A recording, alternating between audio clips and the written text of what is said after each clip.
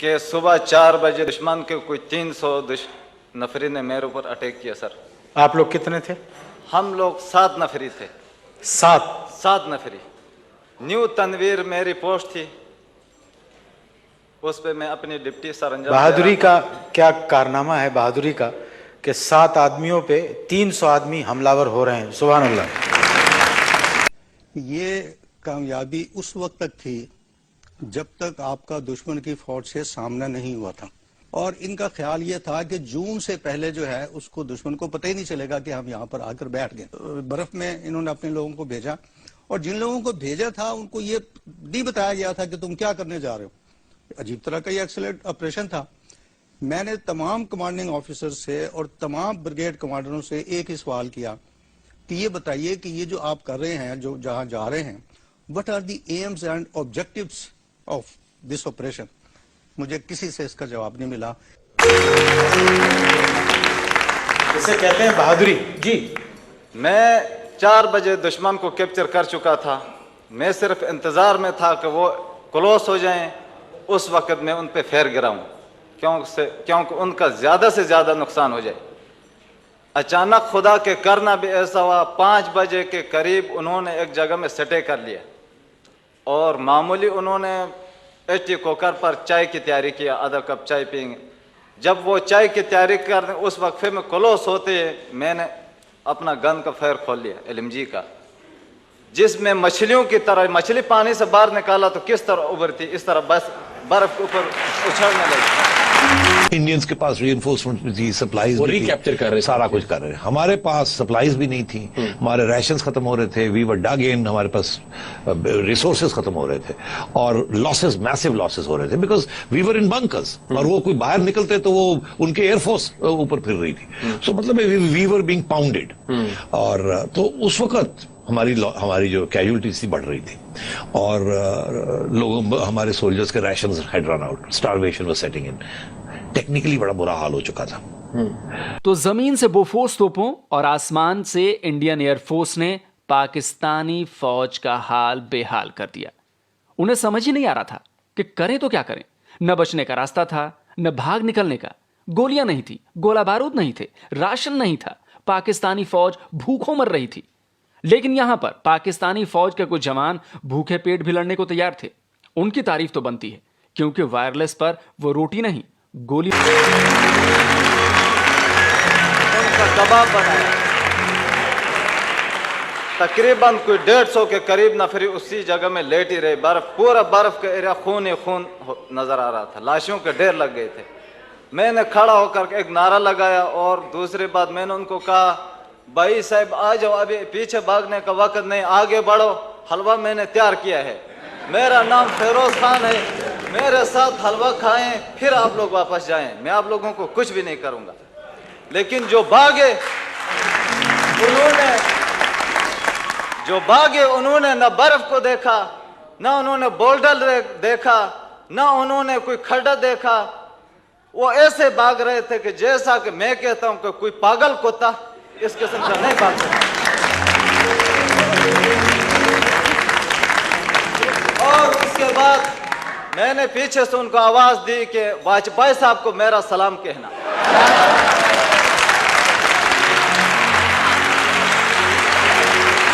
बहुत शुक्रिया। उसके बाद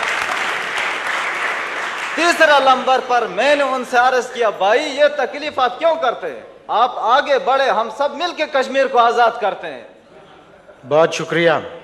उन्होंने कहा कि छोड़ो इस कश्मीर को, हमारा जान को आजाद करो, हमें पहले छोड़वाओ, हमारी जान को आजाद करो। मैं उसके बाद सर जी काइंडली सर मुझे जरा मौका दे दें सर, मैं अपना जरा, ये आपका शो है, आप ही के लिए 4 महीना पीरियड का जो जंग लग गया हमारे दिल में, वो जरा आज निकालूं सर। बिल्कुल निकाल। अपने नाजरीन को मैं बताना चाहता हूं सर, बता दूं। जी जी बिल्कुल।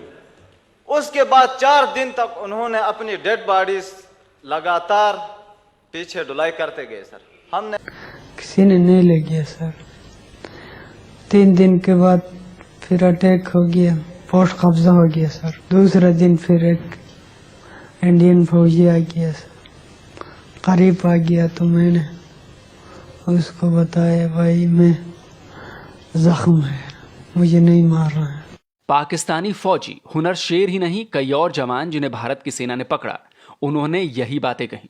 ये सब करगिल जंग की जंग में युद्धबंदी थे। पाकिस्तान की फौज ने इन्हें लड़ने तो भेजा था, लेकिन जंग में इन्हें इनके हाल पर छोड़ दिया था। अब सर नहीं ले गया, अच्छा नहीं होने की वजह से नहीं ले गया, नहीं तो 3 दिन में ले जाना चाहिए जख्मी को। अगर अच्छा होता तो 3 दिन तक एक जख्मी कैसे नहीं ले जा सकता। लड़ाई करना जानते हैं सर, जख्मी ले जाना, डेड बॉडी ले जाना नहीं जानते। तो दोस्तों, पाकिस्तानी आर्मी कितनी अनप्रोफेशनल है, इसका अंदाजा आपको करगिल जंग के इन POW यानी प्रिजनर ऑफ वॉर की बातों से हो गया होगा। भारत ने इन सभी जवानों का इलाज कर वापस पाकिस्तान को सौंप दिया था।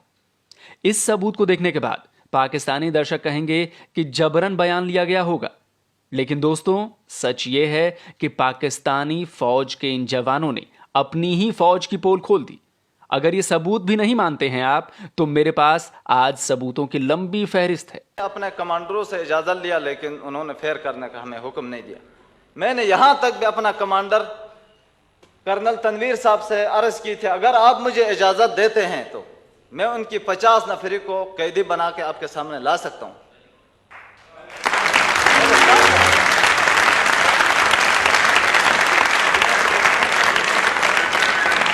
कर्नल साहब ने फरमाया, सर उनकी 100 और 200 नफरी से भी आपकी जान मुझे ज्यादा अजीज है, क्योंकि उधर कोई जख्मी हो सकते हैं या पीछे और कोई बंदे उनके गाल लगा के बैठ सकते हैं, आपको कैप्चर करेंगे या आपको नुकसान कर सकते हैं, इसलिए मैं आपको नहीं भेज दूंगा।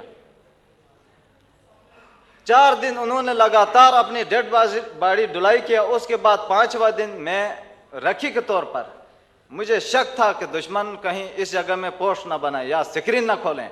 अगर उस जगह में स्क्रीन खोले तो हमारा ऊपर बैठने का या हमारा चलने का कोई फायदा नहीं था। सर मैं बादल बिल्कुल धुंध छाई हुई थी पूरे एरिया में, मैं रखी के तौर पर उधर गया। उधर जाके आराम से मैंने चेक किया, कोई 58 लाशें पड़ी हुई थी, जिनमें 7 जख्मी थे। किसी के कमर टूट गई थी, किसी का टांग टूट गया था। मुझे देखकर वो बोल्डरों से इस तरह बाहर निकल कर घसेड़ने, चल वो नहीं सकते थे, इस तरह घसेड़ते हुए नीचे रगड़ खाते। मैंने रफल उनको एम किया तो उन्होंने कहा, भगवान के लिए हमें मत मार दो। मेरे साथ उस वक्त जवान थे लासनेक अमीन। जब उन्होंने आपको उन्होंने अर्ज किया, जी अल्लाह ताला की रजा के लिए मैं आप लोगों को छोड़ता हूं, अगर आप लोगों की जान बच सकती है, आप नीचे अपना कैंप में पहुंच सकते हैं तो आराम से जाएं, घबराने की कोई जरूरत नहीं, आराम से जाएं और नीचे जाके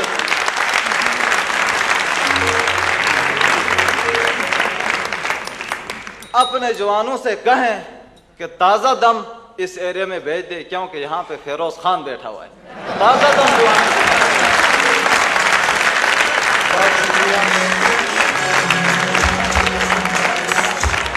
बहुत शुक्रिया आपके। उसके बाद मैंने कुछ हथियार, वेपन, उनके LMG, उनके वेपन, उनके रॉकेट लॉन्चर, उनके वायरलेस सेट उठाए, कुछ अम्युनिशन उठाया, अपना पोस्ट की तरफ रवाना हुआ। जब दूसरा अटैक हुआ तो हमने उनके हथियार से 8 घंटा उनके साथ मुकाबला किया है। उनका हथियार उनका कोऑर्डिनेशन नहीं थी। एक तो फौज के अंदर सिर्फ 4 लोगों को या 5 लोगों को मालूम था सीनियर लेवल पर, बाकी कोर कमांडर्स को नहीं मालूम था। फिर आर्म फोर्सेस जिसके 3 शाखें हैं, बर्री, बहरी और फिजाई। बरी फौज के कमांडर्स और 4 लोगों के अलावा फिजाई और नेवी वाले को तो मालूम ही नहीं था। मुशर्रफ साहब बार बार कहते हैं कि ये फौजी कामयाबी थी जिसे सफारती और सियासी मुहाज पर नाकामी में बदल दिया गया। शायद लतीफ साहब के कोई आपको मकसद समझ आ रहा है कि किस मकसद के लिए कारगिल ऑपरेशन किया गया था? देखें जी, मैं समझता हूं ये क्लासिकल एग्जाम्पल है उन मिलिट्री ऑपरेशंस की कि जिनका ना सर है ना पांव है। कहीं पे भी बेसिक एजुकेशन से लेके मिलिट्री वॉरफेयर में टू द हाईएस्ट, जो आप NDC वगैरह में भी पढ़ाते हैं ऑपरेशनल स्ट्रैटेजी में, आप जब तक अपनी वॉर प्लान को from the beginning to the end entirety में नहीं देखते, आप वॉर के अंदर जा ही नहीं सकते, ऑपरेशंस लॉन्च कर ही नहीं सकते।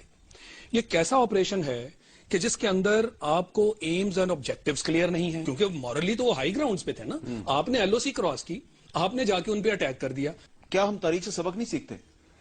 तारीख से सबक नहीं सीखते, और दूसरी एक चीज बहुत आया हो जाती है इससे कि हमारी जो मिलिट्री तालीम है, यानी मिलिट्री एजुकेशन, इसमें कोई एक कोताही भी है। इसका मतलब यह है कि जो हायर लीडरशिप है वो कम से कम ये लोगों में जिन्होंने इस किस्म की हरकतें की हैं उसमें बहुत ही कोताही जाहिर होती है और आया होती है। तो इसका मतलब ये है कि टैक्टिकल लेवल के ऊपर तो ये अपनी सोच है इनकी, लेकिन जो स्ट्रेटेजिक थिंकिंग जो इनका फर्ज बनता था वो इनमें है ही नहीं, और ये सोच ही नहीं सकते। मैंने कहा था ना कि मैं सबूतों के साथ बात करूंगा। सुन लिया ना आपने, पाकिस्तानियों की ही जुबानी अपनी नकारा फौज की कहानी। भारत की आर्मी के सामने पाकिस्तान की आर्मी कहीं नहीं ठहरती जनाब। अभी तो सिर्फ एक जंग की बात की है, अभी तो 3 की बात करनी बाकी है, उन पर भी वीडियो बनाने वाला हूं। आज तो सिर्फ करगिल जंग पर आप लोगों के झूठ का पर्दाफाश कर रहा हूं। और आप लोग जो चीन को अपना दोस्त, अपना हमदर्द समझते हैं ना, उसने करगिल जंग के दौरान क्या किया था, जरा वो भी सुन लीजिए। तो सबसे बड़ी मिसकैलकुलेशन ये थी कि दे डिड नॉट रियलाइज कि इंडिया किस तरीके से रिएक्ट करेगा। इनका ख्याल था वो नहीं करेगा वैसे, उन्होंने वैसे किया। और इनका ये ख्याल था कि कश्मीर के अंदर भी कुछ उभरेगा, कुछ होगा, वो भी कुछ नहीं हुआ। और तीसरा ये था, इनका ख्याल था कि प्राइम मिनिस्टर इनके साथ थ्रू आउट जाएगा। एक स्टेज ऐसी आई कि नवाज शरीफ के ऊपर इतना प्रेशर आया from India and from the United states and from Britain कि मियां साहब ने कहा हम तो ये फंस गए हैं यहाँ, तो ये निकालें यहाँ से, नहीं तो हमें तो बिल्कुल उड़ा के रख देंगे और हमारी कोई मदद करने के लिए नहीं आएगा। और चाइना ने कुछ नहीं किया, चाइना ने कुछ नहीं किया। समझ नहीं आया? मैं आपको समझाता हूं। तब के army chief general Pervez Musharraf चीन में थे। वहां से उन्होंने अपने तब के chief of staff lieutenant general Mohammad Aziz को एक सीक्रेट कॉल की। उसमें करगिल को लेकर क्या बातचीत हुई वो सारी जानकारी भारत को मिल गई। इस टेप को भारत ने 1999 में ही आपके पीएम नवाज शरीफ को सौंपा था। अब आप सोचिए कि प्लानिंग के लेवल पर आपके आर्मी चीफ ने कितनी बड़ी मूर्खता की है, और यह हुआ कैसे, ये भी सुन लीजिए। देखिए, आप चाइना में हैं, एक होटल रूम में हैं, आप बात कर रहे हैं पाकिस्तान में, तो जाहिर है यार वो तो चाइनीज इंटेलिजेंस ही है, नेचुरली वो चाइनीज ही होंगे। अमेरिकन तो डिएगो गार्सिया में बैठ के इंडियन ओशन में बैठ के इतना तो नहीं कर सकते। तो या अमेरिकन थे या चाइनीज थे, बट अगर चाइनीज थे तो उन्होंने डर गए। हाँ, उन्होंने पाकिस्तान को हेल्प नहीं किया, नहीं, उन्होंने कहा ये क्या कर रहे हैं। तो उन्होंने, मेरा ख्याल है उन्होंने फिर अमेरिकनों को बताया, क्योंकि इंडिया के साथ डायरेक्ट बता नहीं सकते थे, प्रॉब्लम हो जाता। अब अमेरिकनों ने इनको बताया, फिर जाके ये मसला जाके ना तो फिर दुनिया को पता चला हो क्या रहा। करगिल में जब पाकिस्तानी सेना बुरी तरह फंस गई तो वो घबरा गई। उन्हें लगा कि अब तो भारत उन्हें छोड़ेगा नहीं। इस डर के मारे आपके जनरल परवेज मुशर्रफ हाथ जोड़ते हुए नवाज शरीफ के पास पहुंचे कि भाई कोई रास्ता निकालिए। रास्ता एक ही था, अमेरिका के पैरों में जाकर गिर पड़ना, और हुआ भी वही। कारगिल एक मिस एडवेंचर है, लेकिन कहा जाता है कि नहीं, मियां नवाज शरीफ को जाना पड़ा अमेरिका, और वहां से अमेरिकन को माफी मांगनी पड़ी कि भाई हमारा कोई रास्ता निकाल दो, क्योंकि हमारी फौज को पिस्पाई होनी। एक्चुअली ये हुआ कि नवाज शरीफ साहब को मिन्नतें करके परवेज मुशर्रफ ने भिजवाया, क्योंकि वहां पर स्पाई हो रही थी। ने देखा ना कि वहां तो टुलोलंग भी गिर गया। उसके बाद ये सारा इसको बुखार चढ़ा, तो टुलोलंग मेरा ख्याल है 2 तारीख को ही गिरा था। तो Musharraf requested, Nawaz Sharif he requested कि जी आप जाएं अमेरिका जाएं और इंटरवीन करवाएं, इसको क्लिंटन से इंटरवीन करवाएं। और जो ही वो चले गए, इसने एकदम शुरू कर दिया ये प्रोपेगेंडा कि हम तो जीत रहे थे, अब ये चला गया, हमें वहां जाके एक्सेप्ट कर लेगा। तो आप ये कहना चाह रहे हैं ये शख्स दोगला है? बहुत दोगला है, बहुत दोगला और झूठा।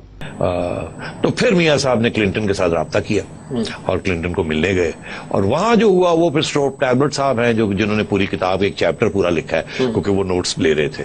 और उसमें फिर उन्होंने बताया कि मियां साहब ने, बेसिकली मियां साहब ने जाके कहा हमें यहां से निकालें। उन्होंने कहा निकालेंगे, आपको मिलेगा कुछ नहीं। उन्होंने कहा जी उनको कहीं विड्रॉ करें, ये करें, ऐसा कुछ नहीं, आप निकलेंगे। उन्होंने कहा जी उसको सीज फायर करने का, सीज फायर भी नहीं, वो तो नहीं छोड़ेंगे जब तक आप निकलेंगे नहीं। तो मतलब इट वॉज वो जुलाई 4 उनकी छुट्टी का दिन, और वहां वो जबरदस्ती मियां साहब पहुंचे, डेस्परेट। उनका आना ही इस स्टेज पे ऐसे लगता था आउट ऑफ फियर डिफीट। तो मतलब बुरे हालात थे पाकिस्तान के उस वक्त, सियासी तौर पे भी और मिलिटरीली भी। और then we had to withdraw, और विड्रॉल में भी वो शेलिंग करते रहे। सबसे मतलब it was a terrible situation in July, बहुत बुरी जुलाई के जो हाल हुआ हमारा, it was terrible because we were without cover and we were withdrawing. तो मेरे पाकिस्तानी दोस्तों, ये जो आप कहते रहते हैं ना कि करगिल जंग में पाकिस्तान अमेरिका के पास नहीं गया, नवाज शरीफ जंग खत्म करवाने के लिए बिल क्लिंटन के पैरों पर नहीं गिरे, तो दोस्तों हाथ कंगन को आरसी क्या और पढ़े लिखे को फारसी क्या। सबूत आपको मैंने दे दिया।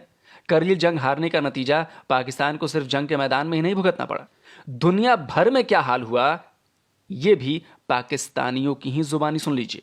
कारगिल का ये था कि it was a setback internationally diplomatic हवाले से, एक तो हमारी क्रेडिबिलिटी के हवाले से, एक कश्मीर के हवाले से, और एक पाकिस्तान अमेरिकन ताल्लुकात के हवाले से कि जो अमेरिकन टिल्ट है वो हिंदुस्तान की तरफ चला गया। कारगिल ऑपरेशन का मकसद क्या था? कश्मीर आजाद करवाना या सियाचिन वापस लेना? मकसद क्या था? मुशर्रफ साहब ने जो मकसद ऐलान किया था वो ये था कि कारगिल करने की वजह से सियाचिन की सप्लाई लाइन कट जाएगी, हिंदुस्तान की फौज को सियाचिन से निकलने पर हम मजबूर कर देंगे, जिसकी वजह से उसके ऊपर इतना दबाव पड़ेगा इंटरनेशनल किस्म का कि ये इस किस्म की जंग 2 एटमी रियासतों में फैल सकती है और उस दबाव की वजह से वो कश्मीर पर मानी खेज मुज़ाकरात करने के लिए आमादा हो जाएगा। तो क्या तो इस कश्मीर तरह से एक्चुअली कारगिल ऑपरेशन का कश्मीर का उसको फायदा हुआ या नुकसान हुआ? बहुत बड़ा नुकसान हुआ। नुकसान हुआ। बहुत बड़ा नुकसान। ये कभी बात आपने मुशर्रफ साहब के मुंह पे उन्हें कही थी?